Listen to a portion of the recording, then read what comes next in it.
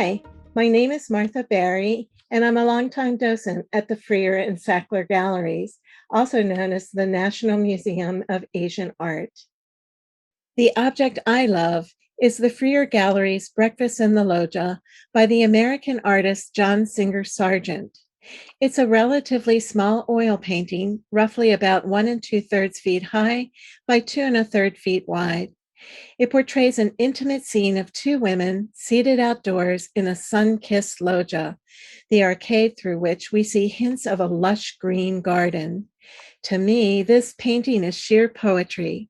Although it was finished in 1910, it has a timeless quality that lifts it out of the early 20th century and into the realm of pure beauty. So it's not a coincidence that the garden is overseen by the goddess Venus, whose marble statue graces the back wall. Breakfast in the Loggia falls outside the typical paintings that made Sargent so popular. He gained his fame with his portraits of members of British and American high society. Portraits like this one were so well received that Sargent soon was swamped with important commissions. But the artist's enthusiasm for this kind of painting eventually faded.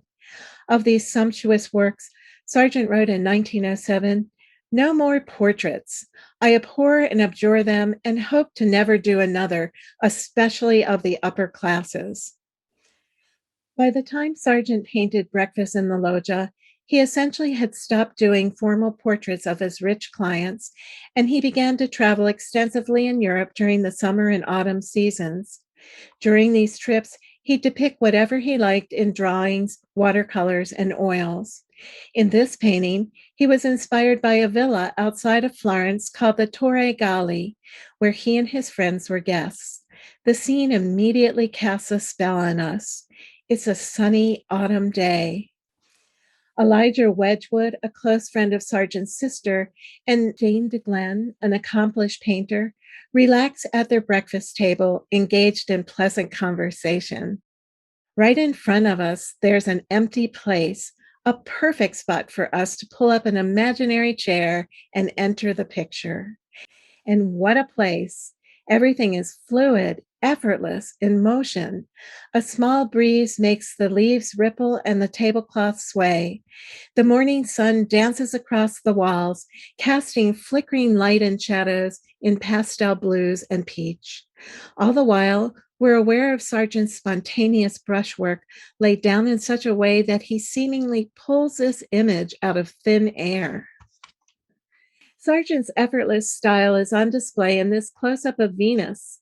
He loads his brush with two tones of creamy oil paints in lights and darks and conjures up the statue in just 10 short strokes. Here we can really see how accurately he creates the vibrating, changing quality of light and color in loose, freely applied paint.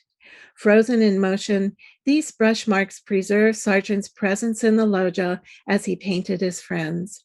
Simultaneously, they capture the transient qualities of reflected sunlight and shadow in an artistic tour de force.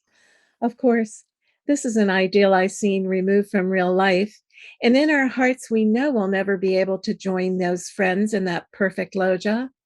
Is there any way to experience such a moment in person? If you're thinking of seeking out the actual loggia and trying to recreate the moment, the cold reality is that this is what it looks like today. I have a better solution. Come to our museum, which, like the setting of Sargent's painting, is inspired by Italian Renaissance palace architecture and includes a loggia of its own where you can sit and enjoy a lovely garden view after visiting our excellent collection of American paintings.